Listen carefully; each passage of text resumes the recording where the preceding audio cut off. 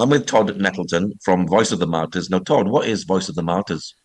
Voice of the Martyrs is a ministry to persecuted Christians serving in more than 70 countries around the world, as well as serving in free nations to kind of tell their stories. And one of the unique things about Voice of the Martyrs background is our ministry was founded by a persecuted Christian. Pastor Richard Wurmbrand was a Jewish convert to Christianity in Romania. He was arrested first by the Nazis, but then long term in prison, 14 years in prison under the communists in Romania. And when he was ransomed out of the country, he came to the West and began to share the stories of those who were suffering behind the Iron Curtain. And that's really how the Voice of the Martyrs was founded. There's a book about his story, about his life as well, isn't there? There is. Tortured for Christ is one of them. In God's Underground is another. And then we just issued a book a couple years ago called Wormbrand, Tortured for Christ, the complete story, that really combines his story with the story of his wife, Sabina, who also was in prison. She was in prison 3 years herself, but then also walking the path as her husband was in prison for 14 years. It really is an incredible story of God's faithfulness to them, but also their courage and fortitude to be able to withstand so much suffering and hang on to their Christian faith, hang on even to the joy of life, to be able to love even their persecutors. It's just really a remarkable story. Well, the Bible says God works in all things for good, and this is one way that Richard Rembrandt was able to do that, wasn't it? Yeah, he turned really a lot of suffering into amazing good. And the fact that we're now, almost 60 years later, Voice of the Martyrs is still doing good in all those countries around the world is really a testament to Richard's faithfulness, to his courage, and to the fact that God really planted this vision on his heart. In fact, he has written about the fact that while he was in solitary confinement for 3 years, one of the things that he kept his mind busy with was thinking about, okay, well, what could we do to serve people like me who were in prison? And really the vision for the Voice of the Martyrs was kind of founded in the midst of that horrible suffering. But as you say, it's a testament to God's ability to bring good even out of really difficult circumstances. What countries do you work in? Voice of the Martyrs is active in more than 70 countries around the world. So you can think of some that we would all think of as places where Christians are persecuted: northern Nigeria, China, North Korea, Iran. There are also many that maybe you wouldn't think of. One of the countries that I am particularly fond of and have a love for is Eritrea. And it's a country that, for a lot of Americans at least, they would have trouble finding Eritrea on a map.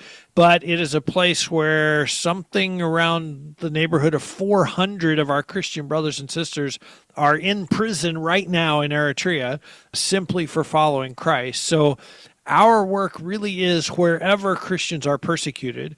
And we go in with the idea of not sort of a menu of, hey, here's 10 things VOM does, which one would you like? But really our goal is to come alongside them and to serve them and to understand their ministry, understand their needs, and then be able to say, okay, hey, here's what we would like to do to help you. So it's very much our international ministry staff talk about being field driven. It is not driven from our office in Oklahoma. It is driven from being on the field, walking side by side with Christians who are suffering, and then understanding, okay, here's what their needs are. Now, how do we help meet those needs? Which is the most worrying country right now? That's a hard question to answer because there are so many places where Christians are suffering. I think Eritrea is one I mentioned earlier, that there are multiple pastors in Eritrea that have been in prison for 20 years. There are somewhere around 400 Christians in prison right now. Not a single one of those people has ever had a trial. They've never been even formally charged with a crime. They just got arrested. They disappeared into the Eritrean prison system. And for some of them, it's now been 20 years later. They still haven't been charged with a crime. They still haven't ever had a chance to defend themselves. They don't know how long they'll be in prison. I think that's one that is heartrending to me. It's like, it's one thing to have a 20-year sentence and then start counting down. Okay, I only have 19 years left. I only have 18 years left. To me, I think it would be much harder to just not know. Like, hey, I could be released tomorrow. or I could die in prison. And I don't know what to expect. I don't know what's going to happen. I think that would be very frustrating. When you talk about levels of violence, northern Nigeria right now is one of the most dangerous places to be a Christian as far as the level of attack, the level of violence. There are also places in northern Mozambique where you have a terrorist group that has pledged allegiance to ISIS, that is literally going village to village. They gather the villagers in the center of the village, and then they start asking one by one, are you a Christian or a Muslim? Are you a Christian or a Muslim? Are you a Christian or a Muslim? And you learn very quickly that there's only one answer that they're going to be happy with.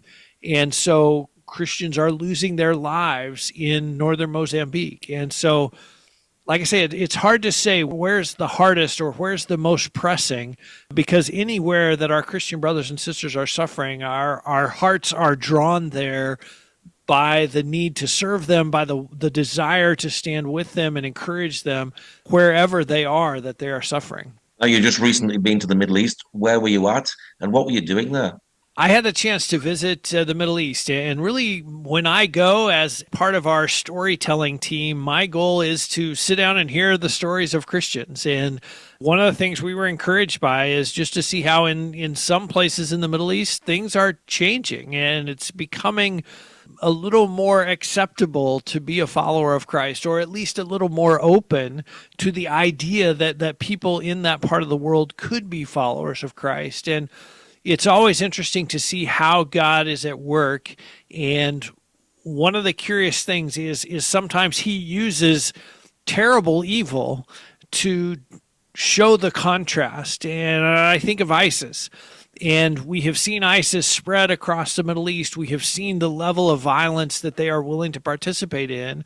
But there are sort of average, everyday Muslims who are looking at that and saying, wait a minute, if that's what it looks like to be a good follower of Muhammad, then I'm not sure I want to be a good follower of Muhammad. What are the other options? And so God is using even ISIS to spread the gospel in the Middle East. Another example is in Saudi Arabia. They have changed some of the rules in Saudi Arabia to say, hey, women can drive now. That's one of them. And the thing is that they always said before, well, women cannot drive because Islam teaches us that we need to keep women separate and they cannot participate in things like that. And so the average Saudi citizen is looking at this and they're thinking like, well, wait a minute. If Islam said that women can't drive, but now they can drive, did Islam change or did our understanding change? Or it's just kind of putting questions in their mind that they are asking about Islam. And does it really say that? And is it really true? And that is helping the gospel to spread, even in a place like Saudi Arabia, that you wouldn't think of as a place where the gospel would spread. And like I say, God is using some of these changes in leadership, some of the chaos and the war that's going on in the Middle East. He is using all of that to make Muslims more open to hearing the gospel. So you'd say it's very positive in the Middle East at the moment. And who did you meet while you were out here?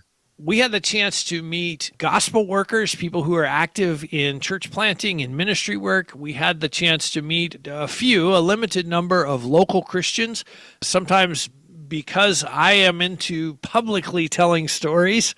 There are local Christians who say, well, wait a minute, I'm okay to drink a cup of coffee, but I don't really want you to tell my story publicly. So sometimes we have to be careful and cautious about those conversations. But it was great to hear the stories of how God is at work in the Middle East. How is the situation in Syria? We've heard a lot of reports about a massacre there. Syria is a very difficult place right now for Christians. And I think one of the things that I have been reminding American Christians about is the fact that the leader of Syria, 12 months ago, that the U.S. government had a $10 million bounty on his head as a terrorist leader. And now he's the leader of Syria, and he's talking about democracy. And he's talking about, well, we want Syria to be a place where, every religion is welcome and everyone has a place. And it's sort of one of those things where you say, okay, it's nice to hear those words. Now, what's actually happening? What are you doing to make those words a reality? And unfortunately, what we've seen in recent weeks is attacks against the Alawite community in Syria, We know of Christian brothers and sisters who have been sort of caught in the crossfire of those attacks. They live near Alawites, or they live in a mostly Alawite village or an Alawite enclave in one of the cities there. We know Christians have been killed in those attacks. And so it's very much a concerning time. If you're a Christian in Syria, you see what the government says, and then you see what the government does, and it's like, okay, should we wait around and see if they're legitimately interested in peace, if they're legitimately interested in protecting religious minorities, or should we run for our lives? And one of the amazing things is to see Christians who say, humanly speaking, we should run for our lives. But if we all leave, then who will be here to share the gospel? Who will be here to represent Jesus Christ? And so, it's an interesting conundrum for them, but a challenge for them. And even before the change in government there, we knew Voice of the Martyrs was in contact with a church group that was actually going back to Aleppo. They had fled the country because it was so unsafe, but they decided as a church congregation to go back to Aleppo and be the church, to be representatives of Jesus Christ in that community. Even when, like I say, humanly speaking, that doesn't make sense. That is the last place you would want to be as a Christian. And yet they felt that call of God and were willing to courageously go there. One of the things I had a Syrian Christian on Voice of the Martyrs Radio, which is our weekly podcast. And one of the things he reported is that pastors in Syria are hearing from the government in multiple parts of the country. The government is telling pastors, just wait. Once we get our feet on the ground, then we'll deal with the Christians. Then we'll deal with you. And so it's very much a concerning time to be a Christian in Syria. Wow. Now, it's obviously important to pray for the persecuted church. Do you encourage people to pray? And what resources do you provide to help people to pray? The first thing that persecuted Christians ask us to do is to pray for them. And so absolutely, Voice of the Martyrs is involved in encouraging and equipping people to pray. And we have numerous resources to help you do that. Persecution.com is our website. We actually have an online prayer guide that lists out the countries where Christians are persecuted, gives you a little bit of a picture of, what does that persecution look like? How hard is it to get a Bible? Who are the persecutors? Is it the government? Is it some terrorist group? Is it your own family members that are persecuting? It basically is a tool to help you pray effectively for Christians who are being persecuted. The other thing I would point people to is the VOM app. So if you have a smartphone or a tablet, you can download the VOM app wherever you get apps. And every single day of the year, there is a new prayer request that comes up in the app so that you can pray all year long for brothers and sisters who are facing persecution around the world. What sort of things Voice of the Martyrs are doing on the ground physically and practically to help the people? Our overseas work in the 70 plus countries where Christians are persecuted, it falls into three main areas. And one of those is what we call persecution response. And that is just like it sounds. If someone is persecuted, they need help. So if they are injured, they need to see a doctor. We can help with that. If their house is burned down, they need a place to stay. We will stand beside them and help them with that. So persecution response is the first area. The second area is Bibles. In hostile areas and restricted nations, it is very difficult for Christians to get their own copy of the Bible. We are trying to help alleviate that need. In fact, we talk about a Bible for every believer, with the belief that every Christian believer should have their own copy of God's Word. And we want to help make that a reality in hostile areas and restricted nations around the world. The third area that we work overseas is what we call frontline ministry. And I sometimes sort of half-jokingly call these pre-persecuted Christians, because they are gospel workers, they're pastors, they're church planters who are working in an area where Christians are persecuted. Maybe they haven't personally faced that yet, but they likely will. And so we are helping them with tools and training and encouragement to make their ministry as effective as possible in the time before they get persecuted, as well as to prepare them and to prepare their followers to face persecution without being defeated by it, to be able to face persecution victoriously and not let it stop their ministry. So that's sort of the three facets of our overseas ministry. And then here in the United States, in Free Nations, we are telling the stories of persecuted Christians to encourage the faith of Christians like you and I, who maybe we haven't been persecuted, but we certainly have challenges. We certainly will go through times of suffering in our lives. We can be encouraged. We can draw instruction from our brothers and sisters who are going through persecution. Have you been amazed by the stories that you hear? So many times I have been blown away. There's just been so many stories that have just so encouraged me. And I think of one, I was fairly new at Voice of the Martyrs, so it's been about 20 years ago now, and I went to interview a lady in China who had been released from prison just a few weeks before I was there. And she had been in prison for 6 months for hosting a house church meeting at her home. And so we sat down together, we kind of, drank tea and got to know each other a little bit. And then we started the interview, and I'm going to come back to America. I'm going to write a story for our Voice of the Martyrs magazine. I'm going to help tell her story. And so, if you're going to tell a story, first you need the setting. So let's get the setting. And so I said, Sister Tong, tell me about the prison. And what I'm thinking is, let's paint a picture. How big were the rats? How hard was the bed? How terrible was the food? Just kind of paint a picture of how miserable that 6 months in prison was. And my translator translates the question, and this older Chinese lady named Sister Tong gets a huge smile on her face. And she says something in Chinese, and the translator says, "Oh, yes, that was a wonderful time." And I looked at the translator because I thought, there's been a miscommunication here. Like nobody would ever describe a Chinese prison as a wonderful time. And I said, "Now, are you sure you understood I was asking about the prison?" Yes, I understood. And are you sure Sister Tong understood? Like, did she understand the question? Yes, she understood the question. And so I was like, Sister Tong, you got to tell me, how can you say that 6 months in prison was a wonderful time? And she went on to tell me, she said, Jesus was so close to me in that prison cell. He was right there with me every single day, all the time. I experienced his presence in a way that I don't experience it outside of prison. And she said, there were some ladies in the cell with me, and when I got there, they didn't know Jesus. And I got to be the one to introduce him to them. I got to be the one to lead them to Christ. So her basic thing was, Jesus was with me, and Jesus gave me a ministry to do. So, of course, that was a wonderful time. Why wouldn't it be a wonderful time? And I got to tell you, that messed with my brain. I could not fathom that anyone would ever say that being in prison in China was a wonderful time.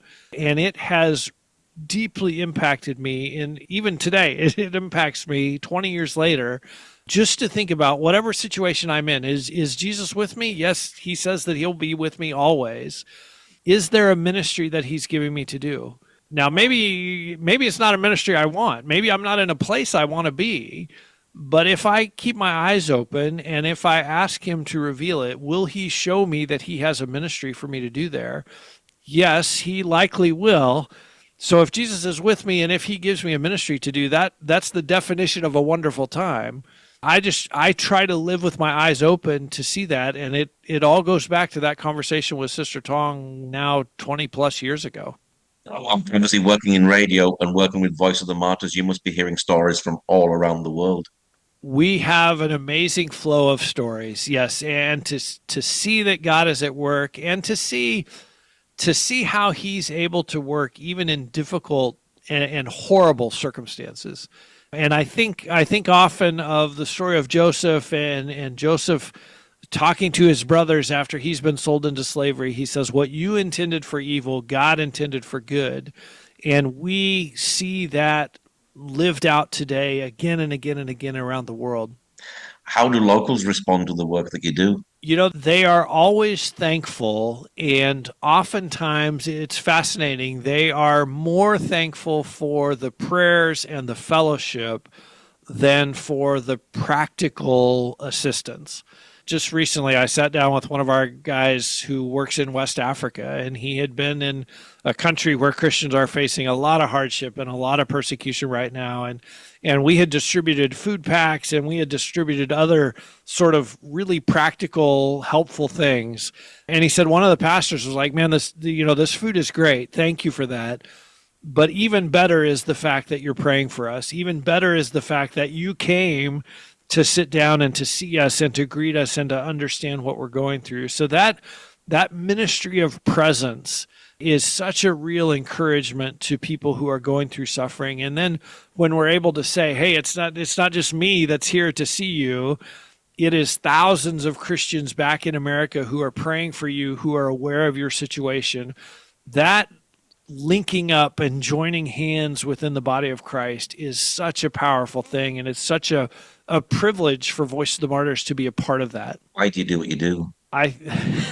That's a hard question to answer. I think ultimately because God has called me to do it, but I think meeting these brothers and sisters, sitting down with them, drinking tea with them, hearing their stories has given me such a passion to tell those stories. I have met these incredible heroes of the faith, and I want you to meet them too. I want every single Christian to meet them as well. And so whether it's writing a story, or it is telling a story on the radio, or it's having one of them come on Voice of the Martyrs radio and tell their stories, I just have such a passion because I believe in the power of these stories. They have inspired me and encouraged me and challenged me.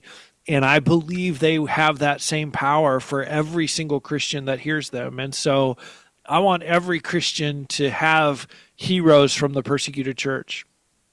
What's your prayer for the persecuted church today?